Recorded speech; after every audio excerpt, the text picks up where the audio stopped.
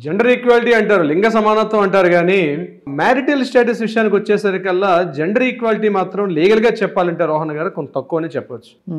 Gender equality అని సభల్లో సమావేశాల్లో మాట్లాడుకోవడానికి, స్పీచెస్ ఇవ్వడానికి ఇట్లాంటి విషయాల్లో బాగానే ఉంటుంది.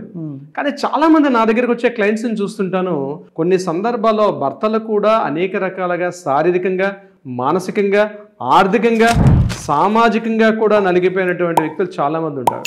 దీనికి మిడిల్ క్లాస్ సెగ్మెంటా లేకపోతే హై ప్రొఫైల్ అనేటువంటి తరతమ భేదాలు ఎక్కడా లేవు. హై ప్రొఫైల్లో కూడా నడుస్తుంటుంది, మిడిల్ క్లాస్ సెగ్మెంట్లో కూడా నడుస్తుంటుంది. కానీ బయటికి చెప్పుకోలేడు మగవాడు. అదే వాళ్ళ మధ్య తేడా.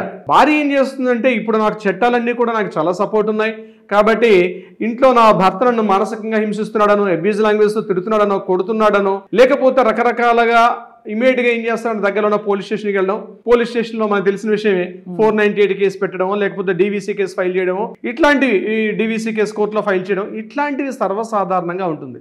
కానీ భర్తలు కూడా బయటికి చెప్పుకోలేక అనేక సందర్భాల్లో నలిగిపోతూ ఉంటారు.